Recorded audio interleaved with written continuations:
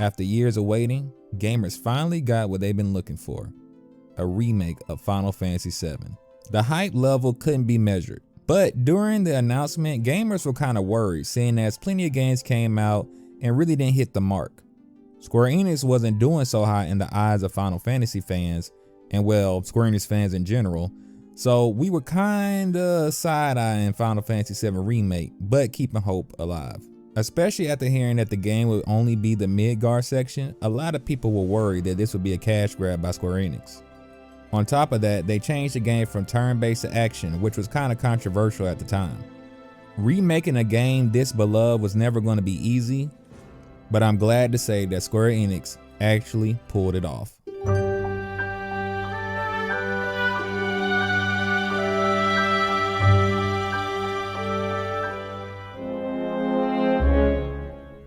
Remake focuses on the main character Cloud, an ex-soldier turned mercenary that teams up with the eco-terrorist group called Avalanche. Their goal is to take down Shinra, a mega corporation / military who is draining the planet of its Mako energy. Mako serves as an unknown energy source from the planet. You could compare it to blood in the human body or oil from the earth. Shinra uses Mako to provide power to all the planet. While this seems great on the surface, it's also causing a lot of pollution, and they're also doing crazy, unethical science experiments on wildlife and even humans. In Remake, you will only understand the bigger motivation to take down Shinra. However, the plot hints to each character's personal vendetta against Shinra. Aside from Cloud, there's Barrett, the charismatic leader of Avalanche, Tifa, the kind-hearted martial artist, and Aerith, the bright-eyed mage. In Remake, side characters like Jessie are given more time on the screen. Although you get to learn more things about some of these side characters, it's not much different than the original. But getting to know Jessie better is a hint to the changes to come for Final Fantasy VII. A major change to Final Fantasy VII's story are these new ghost-like creatures called Whispers. At times, it only seems like certain people can see them, and ultimately they seem harmless. They pop up anytime the characters do something differently than the original story. By the end, you will understand their true purpose, but I'll let you see that for yourself. Although Midgar wasn't a long section in the original game, in the remake, they made it feel like a complete experience.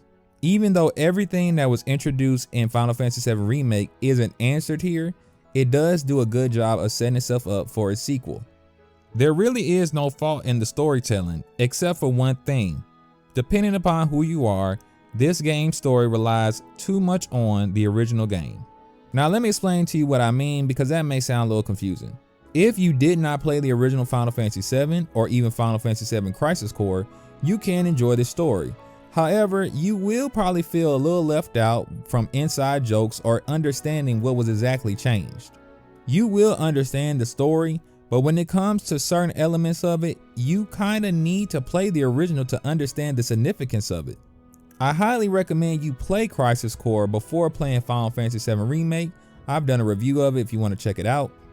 Of course, you should also play the original Final Fantasy VII as well, but I think you could probably wait on that after this new remake trilogy is done. I love the reimagining of the Midgar section from a story standpoint, but how about that gameplay?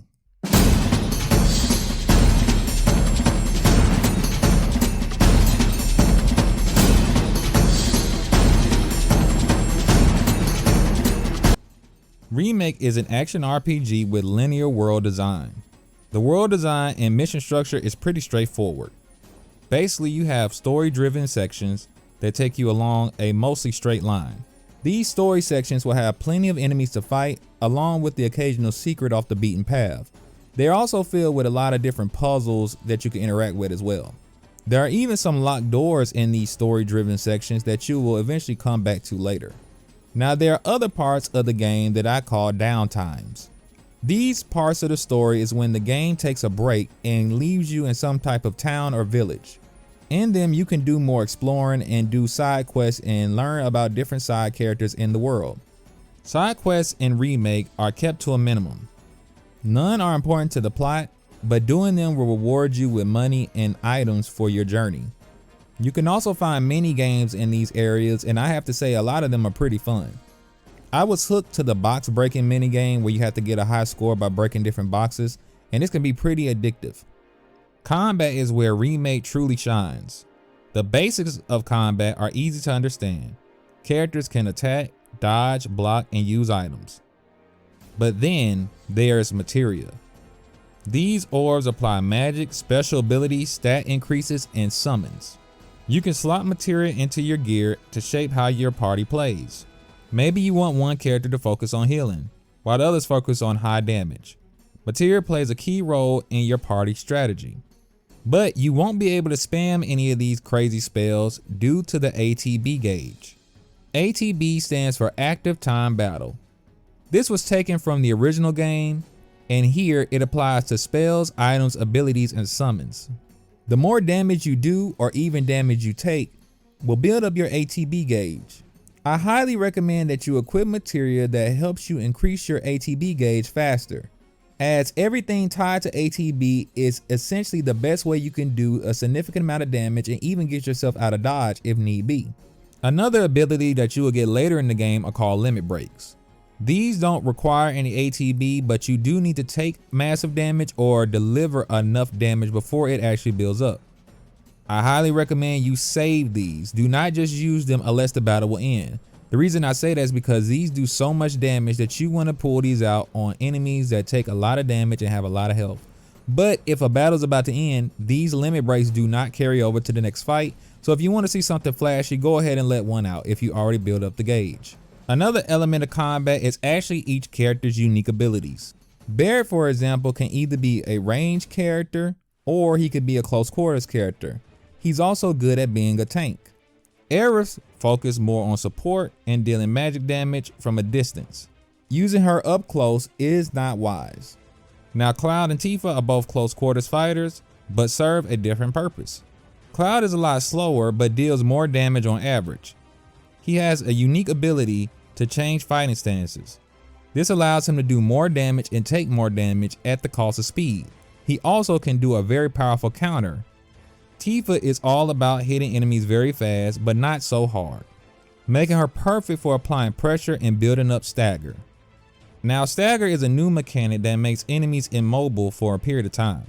Characters like Tifa can increase the damage of a staggered enemy.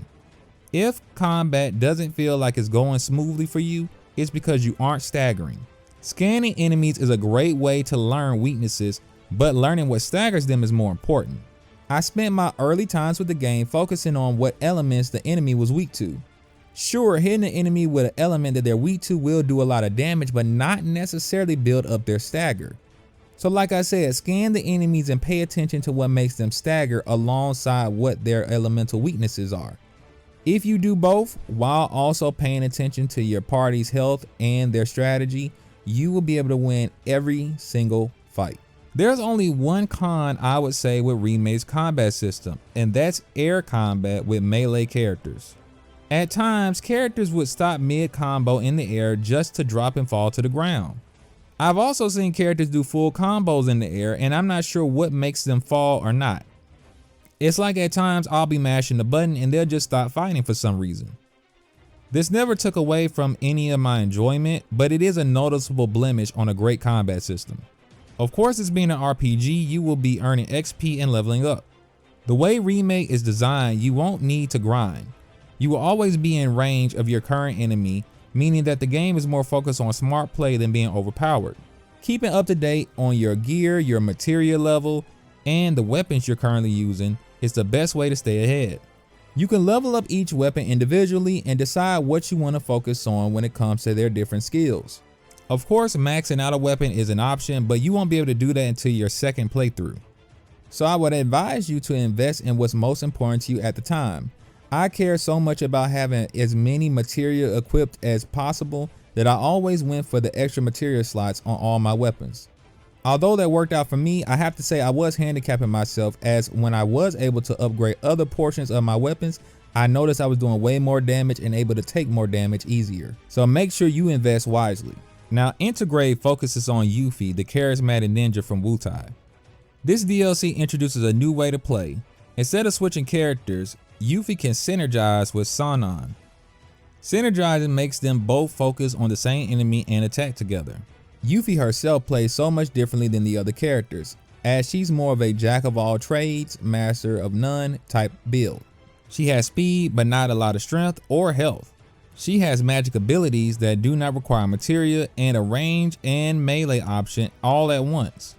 Playing through Yuffie's short story was fun and the combat reminded me of DMC. The funny part is the most interesting part of the DLC was actually a minigame called Fort Condor, a board game where the goal is to destroy more bases than your opponent. You have a set number of pieces, each with the ATB cost, and it has a rock, paper, scissors element to it. The game is pretty easy to understand once you get the hang of it, but you'll quickly realize that it's more about strategy than anything. You want to study the enemy's lineup, then pick the best pieces to counter theirs. Sometimes it's not so obvious which way you should go with it, as there were times where I figured just putting the most powerful enemies on the board would win, but that will cost me too much time in the game as I won't be able to dish out as many enemies as my opponent. I recommend you play through the DLC as it's something you can beat in one sitting. Plus you get to learn a little extra bit about the Final Fantasy VII Remake story from a different perspective while getting to know Yuffie, who you'll get to know even more in Rebirth.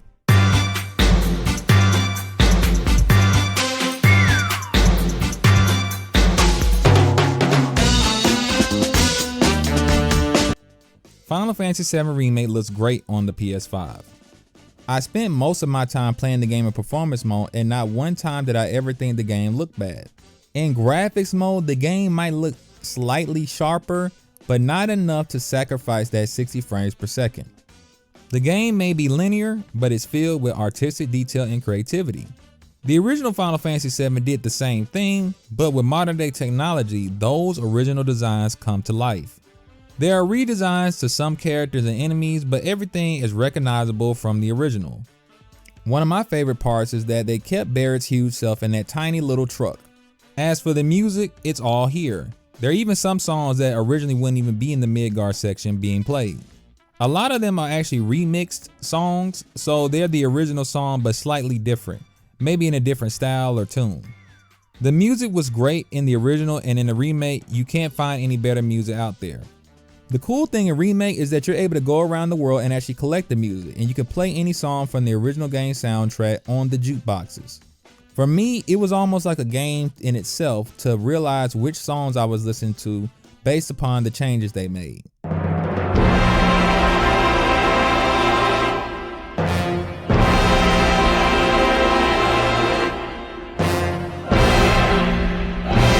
Final Fantasy VII Remake stands as an example of how to change a classic into something new.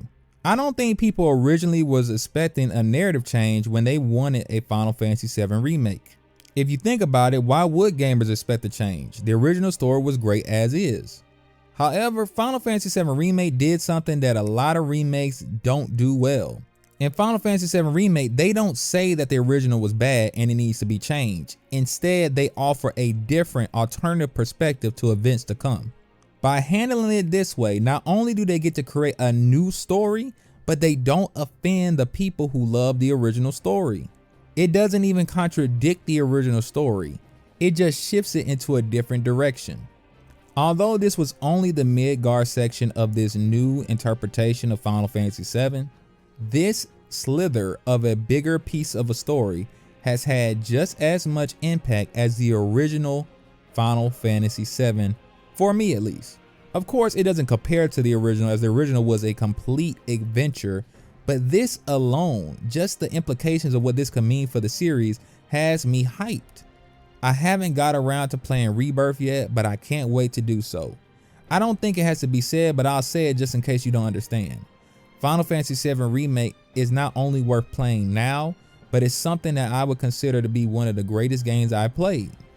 I'm glad I waited to play the game on PS5 for that 60 frames per second, and if you haven't played Remake yet or want to get into Final Fantasy VII thanks to Rebirth's release this year, I highly recommend you start with Final Fantasy VII Remake before getting into Rebirth. Some point this year, I'll be getting Rebirth myself, and I can't wait to see where Cloud and his friends end up in this new version of the world of Final Fantasy VII. Not yet.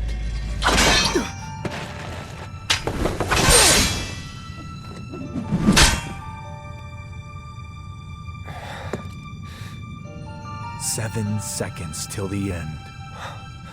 Time enough for you, perhaps. But what will you do with it?